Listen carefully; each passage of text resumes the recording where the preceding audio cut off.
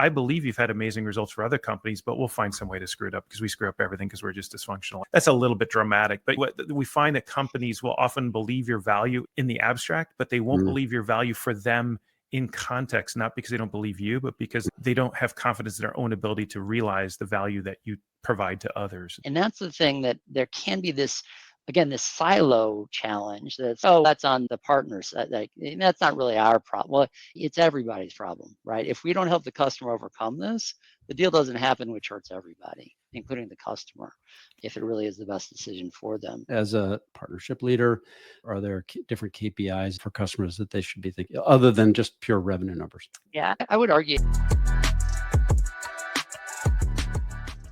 Hey everyone, welcome back to another episode of Inside Partnering. Chip Rogers here, and I am so excited to be joined by Brent Adamson and Karl Schmidt. Guys, welcome. Thank you, Chip. It's good to be here. Yeah, thanks for having us. Yeah. So we've known, Brent, you and I have known each other for quite a bit, I guess, going back to, both of you were at Gartner for a number of years. Brent, distinguished vice president, and Karl, you ran the practice around for originally CEB, and then Gartner went after the acquisition. And now you're on to your own. I think you guys have joined forces about 1.5 years ago, something like that, for A to B Insights. And I think that's real. First of all, congratulations. Thank you. It's terrifying, but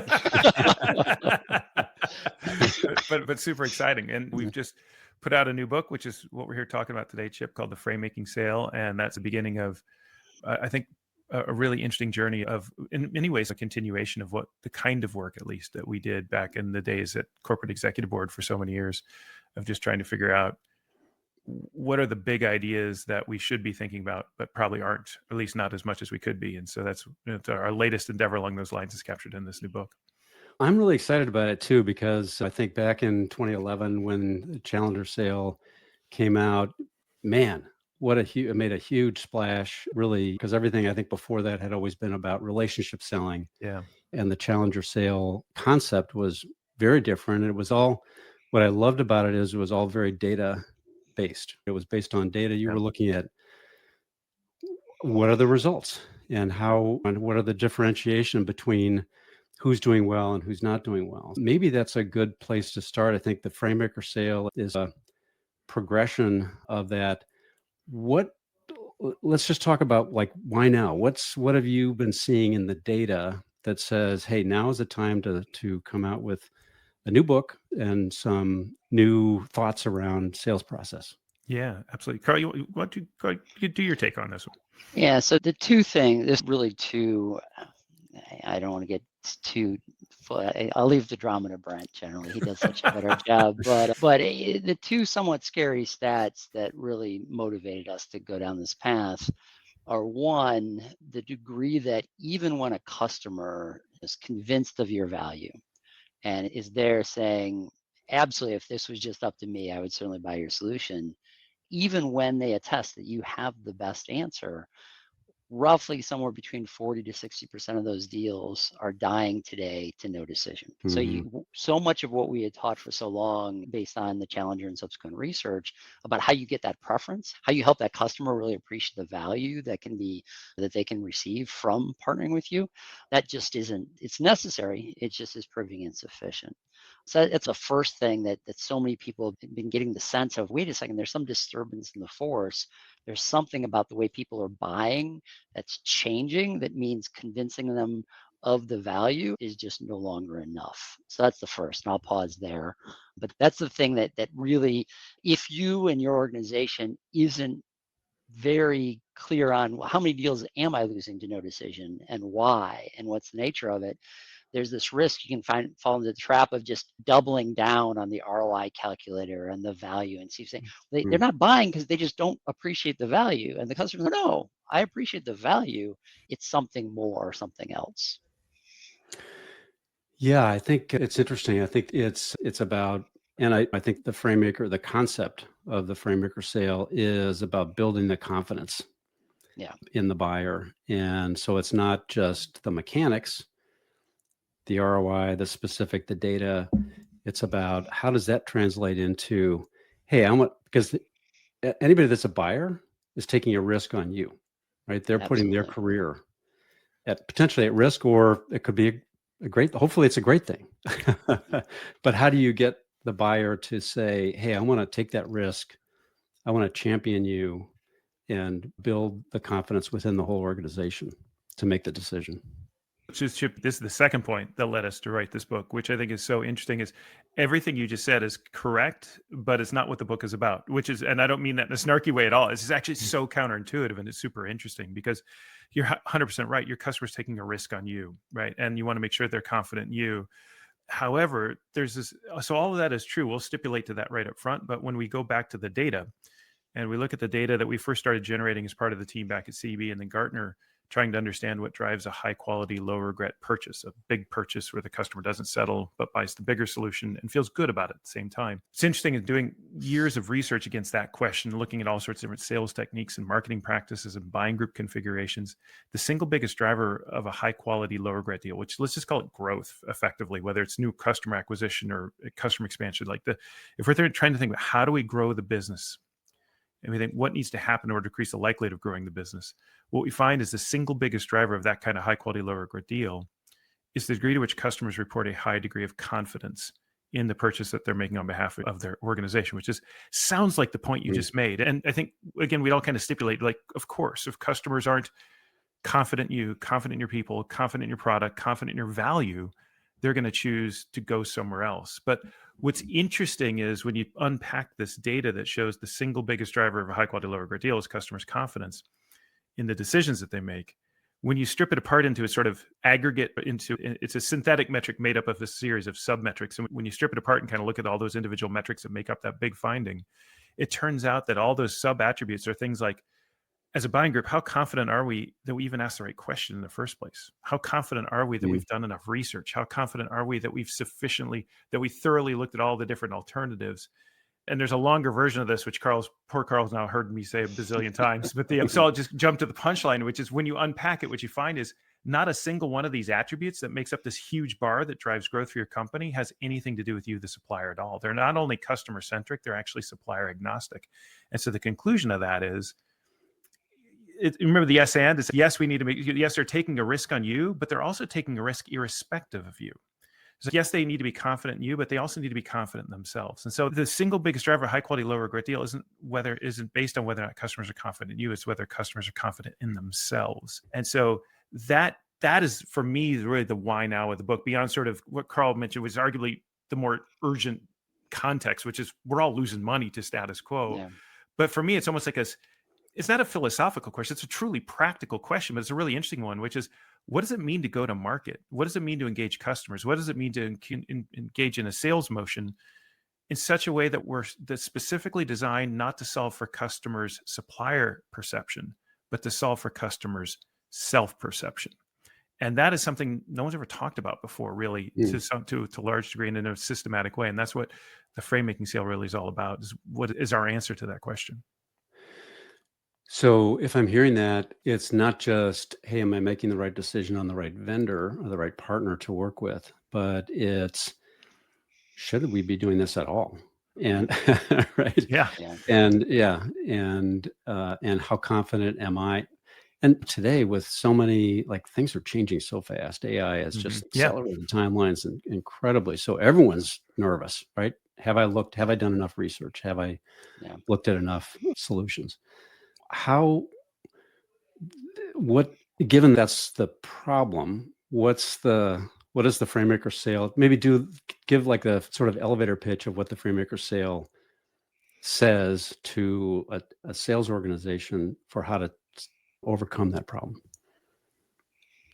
So I'll lay out the context, and maybe Karl, you want to dig into the details. So the reason why this confidence point matters so much is because arguably customer confidence, self-confidence, has never been under the kind of pressure it is today. So we'll get to the answer is this idea of frame making, and it follows a set of patterns, which Karl, I'll let you unpack in a second. But the interesting part of it, or the equally interesting part of it, is there's use cases. In other words, there's at least, and in the book, we identify 4 specific challenges that customers face across a buying journey that are undermining their confidence now. So one is decision complexity.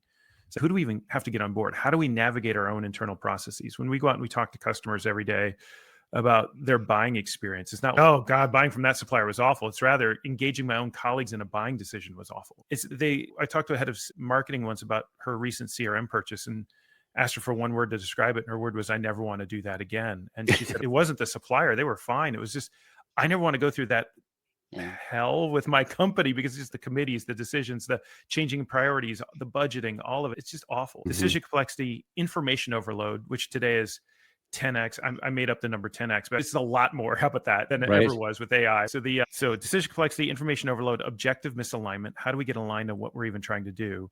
And then outcome uncertainty, which is, I believe you've had amazing results for other companies, but we'll find some way to screw it up because we screw up everything because we're just dysfunctional. That's a little bit dramatic, but what we find that companies will often believe your value in the abstract, but they won't believe your value for them in context, not because they don't believe you, but because they don't have confidence in their own ability to realize the value that you provide to others. So within these different, each one of those is a recipe for just feeling overwhelmed, for feeling exhausted, for feeling resigned. And I think the thing that's really interesting to me, if you take, so I was talking to I was at Dreamforce last week this is where I saw you, Chip, right? I was talking to actually someone from Salesforce, and I told them the story about this person who just bought a CRM system and said, I never want to do that again. I said, and this is true. I said, I have no idea whether that CMO had just bought Salesforce or some other CRM system. But I said, one way or another, what's interesting is when your sales reps walk into that marketer's office and want to have a conversation about the next purchase, you are going to pay the price for their past pain, whether you are the cause of it or not.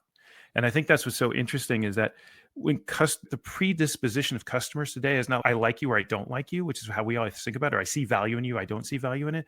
It's more like their predisposition is, I just don't want to do this anymore. It's just hard, frustrating, long, awful. And so somehow we've got to find a way, or at least our opportunity as sellers, is to just make it feel a little bit more doable, a little bit easier. Not that we're great or we're valuable, but that decision is actually makeable. I love that because that means that if you're able to do that, you're not only telling your story better, but you're actually helping your customer get through this painful process better. That's right. And that's exactly right, Chip, because at the core of everything we talk about with Framemaking is this, we call it a mindset, and it's just a different role for sales, focused on the idea that we all in sales, our number one job has to be to help customers make the best decision they can in as little time as possible. Now, both parts of that phrase are equally important. And I'll start with the first part is, again, we have to earn the time from our customers and our prospects, right? And that's where so often you see the second scary, I mentioned two scary stats up front.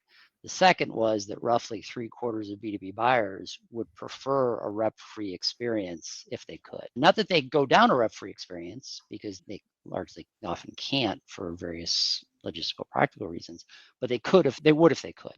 And that just again highlights the history, again, some of that scar tissue that Brent was referencing in terms of prior experiences with sales folks that maybe didn't listen enough or maybe didn't really understand what the need was and were just pushing speeds and feeds, the natures of their solution, rather than really trying to understand what the need was and how to help that customer actually overcome these things that Brent just laid out.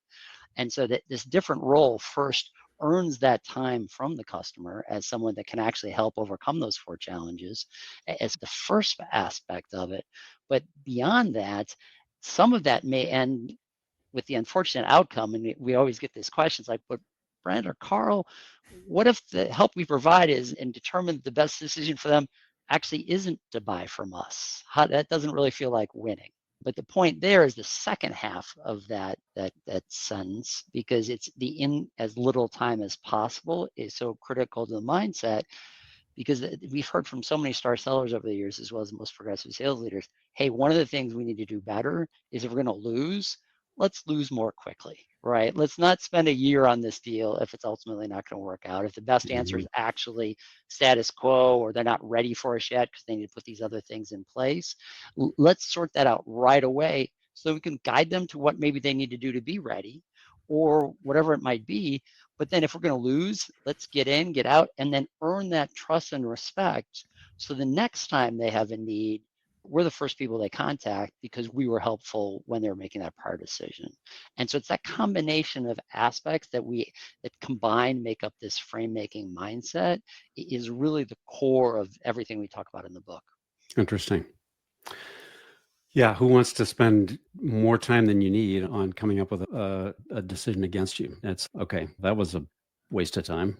The worst place to finish in sales is second. That's exactly right. And so the idea of frame making, Chip, really is at the highest level. It's just how do I take something that's big, hard, and overwhelming, and just make it feel a little easier, right? So to Mm-hmm. put a frame around it. So you think it's 50 things that are keeping you up at night and worrying. You say, oh my God, there's so much to worry about. There's so much content to read. There's so many steps. What if someone were to say, I know feels like there's a lot of steps. In working with other customers like you, that we found it's really these 3 that matter most, or these 2 pieces of information, or these 4 questions. And by the way, this third one, people tend to overlook a little bit, right? By the way, I just engaged in something called prompting and bounding, which is I took something that's big and overwhelming and put a boundary around it. So I bounded it, and it prompted you to think about something within that boundary. What's really neat about this idea of framing or frame making is it, if you think about a frame, so you got a big problem and I just put a boundary around it so that you're still making a decision, but now you're making a decision within a chalked pitch or a chalked field, still leaving you the agency, that is the freedom to make your decisions within that frame, such that, because if I'm solving not for your confidence in me, but your confidence in you, then it's ultimately got to be your decision. It's got to be some. There's a good analogy. I was talking to Charlie Green a couple of weeks ago. He's the author, one of the co-authors of Trusted Advisor back in the day, and he's really a great guy. And we were talking about these ideas, and I said, it's kind of like a good therapist. And this is not the first time I've heard this. I said, a good therapist doesn't tell the patient what to do. The good therapist sort of creates a framework within which a patient can make their own choices, exercise their agency, make decisions for themselves. Yeah. And so when people hear that, I thought we were talking about sales. What is this stuff? Yeah, but it's actually what we're talking about is human interaction, right? What we're talking about is humans making really complicated decisions. And to Karl's point, it may be true that 75% of B2B buyers would prefer a rep-free experience, but I don't know that they'd prefer a human-free experience. And that to me is really interesting, is what if you could show up with just a little bit more human, a little bit more humanity, a little bit more, let me just help you make a decision that's right for you. It just seems to be the posture that might make it worth a customer's time to actually have a conversation with you. Yeah. So I like that. Thank you for adding that context, because it could seem a little bit like you're trying to, I don't know, this is a bad word, but manipulate which is not right. You're not, the idea is they're still making the decision, but you're putting them within, putting it and making it, simplifying it, right? Which is the challenge. Yeah. In fact, it goes back to your original question, like the why now of this whole thing, right? Is that the people, I think sometimes, and they did with Challenger too. You remember this, right? In 2011, and particularly it was the first 3 or 4 years, other than, hey, this doesn't feel new, which is the big criticism we got. My best people are doing this already. We'd always say, no, we know your best people are doing this already because it wouldn't have shown up in the data otherwise. But the big question everyone had, how do you get right? everybody else to do it? That was always the question. That's the same question with frame making too, right? Yeah. But the other big question is, all right, how do I get paid for this? If I'm going to go out and challenge customers to think differently about their business, and they take that idea and put it in RFP and put out the bid, and someone else, that's free consulting. So in the Challenger body of work, our answer there is to make sure that whatever you challenge or teach your customers about their business leads back to your unique strengths, which is easy to say and turns out it's hard to do. In some degree, that idea still operate in operation or is still part of the story here in frame making. But there's a bigger challenge or bigger story of frame making too, which is simply, it's a somewhat tongue-in-cheek comment, but it's absolutely true at the same time. So when I look at the data and B2B buyers struggling and all the things that are going on in the buying world, Chip, it's amazing to me that commerce still happens at all. Do you know what I mean? It's like everyone's exhausted. Everyone is resigned. Everyone thinks they work at the world's most dysfunctional company. I think everyone's probably right. And it's like, what do you do when the number one word that a customer thinks of not buying your solution, but a solution like yours is, I never want to do that again. And I think our biggest competitor, to Karl's earlier point, is just status quo. So if we could just show up in a way that helps customers make decisions, and we just get more decisions happening and just maintain our share of the pie, you'll wind up, that alone is I think not only a practical, but a defensible means to drive growth. Mm-hmm. I think, however, on top of that, if you show up in this kind of way where your customers say, I want to talk to Chip, because every time I talk to Chip, I feel a little bit better, a little more confident about decisions we're making. I don't know if I'm going to buy from Chip, but I want to start with Chip. That is just putting yourself, it's kind of like getting ahead of the RFP, right? It's putting yourself in the pole position of winning the right to have the right kinds of conversation with your customer, because you're up first, because you showed up in the way that they actually want to interact with. Yeah. Yeah. I love that. Love that. Brent, a lot of our audience listeners are in partnership roles, and so you're still in sales, right? You're still trying to drive growth. That's the whole reason for partners is to build your influence, grow a better solution, better together story, right? Where you've got either another, if you've got a solution, you've got another ISV that's maybe got something that works together, you're integrated and you've got a great story together, or a service provider or a cloud provider or whatever. Yeah. Put this in the context of a partner person, and how does it work that way? You're co-selling, you're co-marketing, co-selling, all those things. Oh, it's such a great question. And I'm super excited to continue to explore the partner world with you, Chip, and Asher and others around this, because, and by the way, it looks like I don't know if Karl had a power outage or not, but he's vanished. So for what is, I was doing a podcast with April Dunford last week and she vanished right in the middle. It turned out she had a power outage. So I don't know if that's happened to Karl, but yeah. But anyway, so I'll do this in Karl's voice. But the partner world is so interesting, right? Because the whole idea of a partner world is not unlike the original value proposition of solution selling, right? Which is 1 + 1 = 3. So we got our capabilities and their capabilities, and we put them together. It's like Wonder Twins activate, and I can offer you this greater. The sum is greater than the total is greater than the sum of the individual parts. I think I said that right. But anyway, but I think from a customer's perspective, it's a little bit different, which is, oh God, it was hard enough working with one company. Now I have to work with two, or I wanted this small solution. Now I got to have this bigger solution. And now, like, how does all that? So I think that it's not that customers aren't going to see the value in that, but they're going to, if they're already predisposed to feeling exhausted, confused, overwhelmed, and just anxious, it's, oh God, I don't want to do that again. Oh, now there's two of them selling to me. You know what I mean? It's like, I think and Karl's back. Sweet. So I think the opportunity here in the partner world is, I think it's whether it's one person on behalf of the entire partnership or it's the partners together. I think to collectively show up to the customer with this posture of, I think, wait, let me back up half a step. I think in a partner world, the posture is largely going to be, let's show up and show them how our combined value is greater than our individual value. And I think in a partner world, I think equally as important to be that let's show up and show them how our combined effort together is going to make their life easier, not harder, right? So how do we help them? Like, you should feel, it's hard enough to get someone to feel confident in your solution. But now in a partner world, now I got to show up and get them confident in both our solutions and the collective aggregate value of our combined solution. So I think the gravitational pull back to supplier-centric posture and supplier-centric language is even stronger in the partner network for a lot of us, just naturally. And so I think it's just that much more important in a sale that purchase that's arguably also more complex, because I have to buy from multiple companies perhaps, or at least have to engage with multiple companies, that we lean even harder into, let me help you think through how this is going to be, what are the steps of the decision? What's the information that matters most? How do I help you align on your objectives? How do I make sure that you're ready to realize the value of this and understand what are the things that are going to make it's a great moment of empathy. I'm rambling now just because I find this super interesting, but one quick thought on this, which is, I think it'd be really good for partner sellers to sit down and ask themselves, and maybe literally ask customers, quite literally ask customers, what is it about this kind of motion, this relationship, that makes you most concerned? What are your concerns? Not about our product, our features, or our benefits, but what are your concerns about buying in this kind of context where you're working with partners? What makes it harder to make decisions? What makes you feel like it's going to be more difficult to get it past your organization? Where are you going to run into roadblocks? And then help them navigate those. And if you're not sure, and ideally you can even predict them in ways that they can't. So in working with customers who have already made this purchase and made it successfully, ask them, if you had to do it all in buying from us and our partner, if you had to do it all over again, what would you do to make it easier? What would you do what recommendations would you give to other companies about to buy from a sort of partnership like this? And whatever you hear is an incredibly valuable nugget of advice and guidance and coaching that you can provide to future customers. Karl, we assumed your power went out, but I'm glad to see you're back. So No, it was fun. I was texting you to see if it was just me, and sure enough, it was just you. It was just me. But I'm glad you're able to continue the conversation, because I think where I sense you've headed to is exactly where I was going to take it from the mindset point, which is so much of trying to help that customer make the decision to overcome these challenges requires and everyone's talked about customer intimacy forever.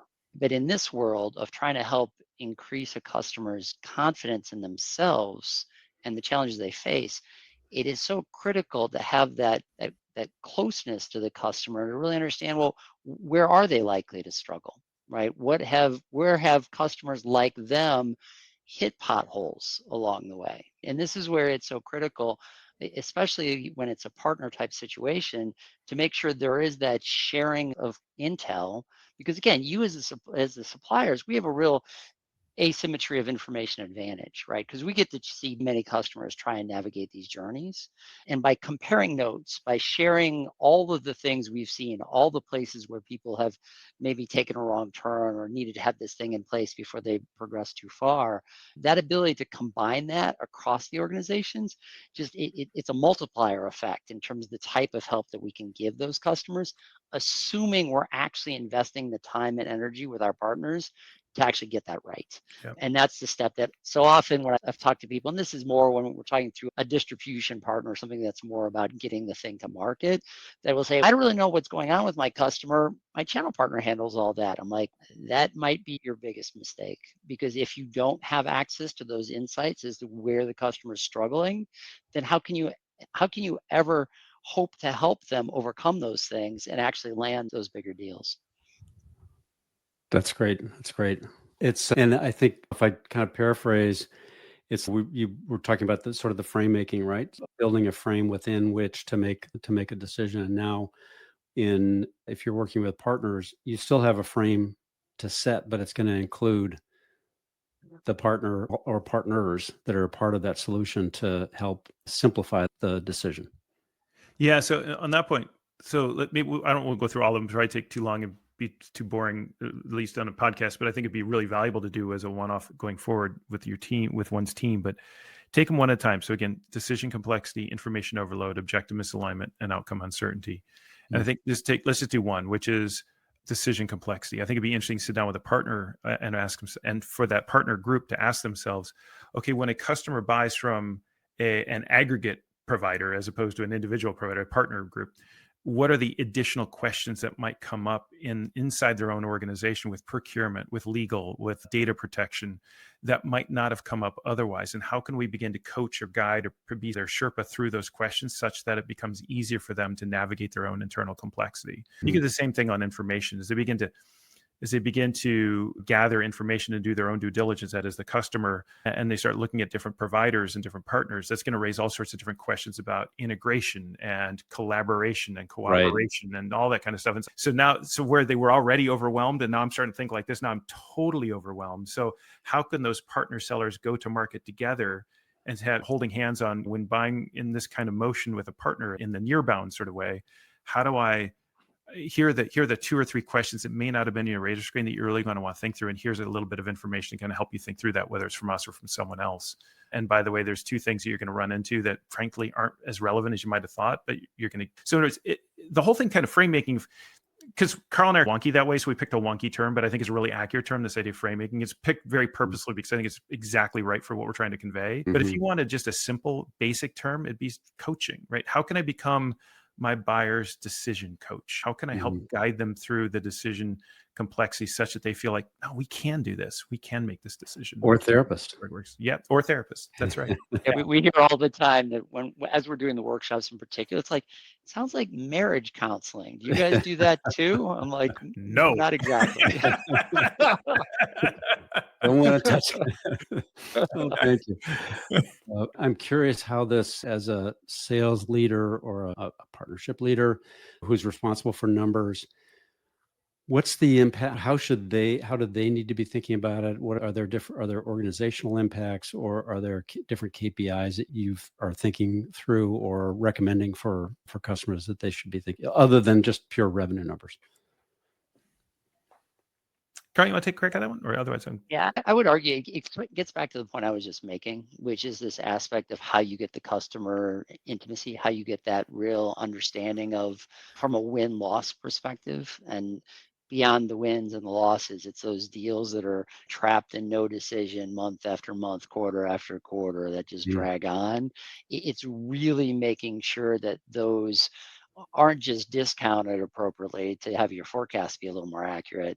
It's to really understand the why. And that's where, if you don't have that process in place between the various partners to say, all right, these are the ones that, based on everything we know, this should be a good deal. This should be something that's a big win for the customer, and really investing the time collectively to understand, where are they stuck?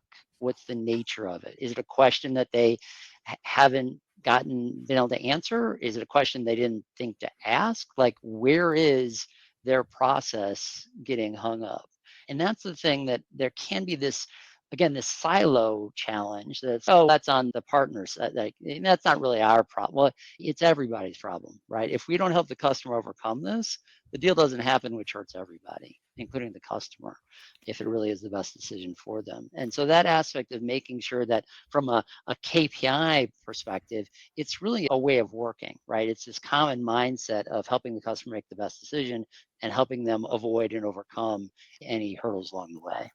Yeah. So the outcome metrics, Chip, that, and we're not quite at the position with companies doing this in a very formal way that we can say, here's what others are seeing. But the metrics you'd want to look at would be deal velocity. It would be the ratio of one closed one or closed lost to stalled. So there was like definitive answer versus stalled, and then one versus stalled.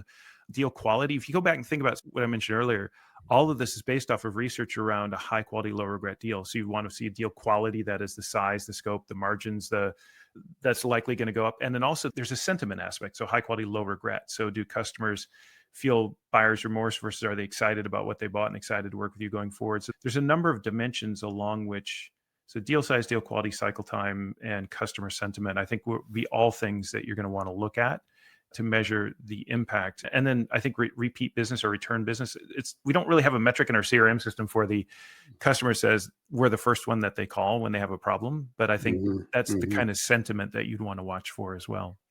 Yeah, it's like an experience kind Yeah. of thing, right? That's exactly right. Yeah. Yeah. Terrific. It's really interesting when you think about it. To me, it all comes back to this very high level idea, but I think it's a really powerful one because it's powerful not just in sales, but like friendships and marriages and dating and everything else. It's just human relations, which is, what if we were to interact with people such that our main priority in interacting with them was to leave them feeling a little bit better, not about us, but to leave them feeling a little bit better about themselves. And broadly speaking, maybe because I'm a dyed-in-the-wool humanist, I think that's just a kind of a nice world to live in and a good one. But it turns out we've got bar charts to show that's actually a better way to make more money too. So it's neat to see that, as I like to say, Karl's heard me say before, that I don't know there's ever been a time where doing what's right for sales and doing what's right for just being a better human or better for humanity have been more aligned than they are today, which I think that's to me the real why now of the Framemaking Sale. I love it. You guys are on a mission. We are. That's right. Yeah. Seriously, it's putting it into a human context and really making the experience better and having the relationship better and having the customer feel better about their decision and really coming up with something that's valuable for the company and for the customer. Agreed. Yeah. Cool. Terrific. Gosh, this has been fantastic, guys. I really appreciate you spending some time and talking about the new book, and congrats on the Thank you. on the launch. It's about a month. You're about a month and a half into it. That's right. Yeah. The book is The Framemaking Sale. You can find it at theframemakingsale.com, or if you want to leave off that works too, framemakingsale.com. Karl, less so because he's shy. No, but I spend a lot of my time on LinkedIn. Karl's Brent can do that bit. So the divide and conquer. We're dividing and conquering. But we're both on LinkedIn. I'm very active on LinkedIn, and the name of our company, for those who are challenger aficionados out there, they'll understand, but the name of our company is A to B Insight, which is a little reference back to what we really try to do is break down A's and build up B's. And if you have no idea what I'm talking about, that's in the challenger customer. But yeah, I love it. And I'll put the link in the show notes as well. So thanks, Chip. Very good. Thank you, guys. Really appreciate it. And this has been really insightful and I hope valuable for all of our listeners as well. Agreed. No, it's thanks, a pleasure. Chip. Yep. Thank you. Thank you, guys. And thank you all for joining another episode of Inside Partnering. And we will see you next time. Thanks, everybody.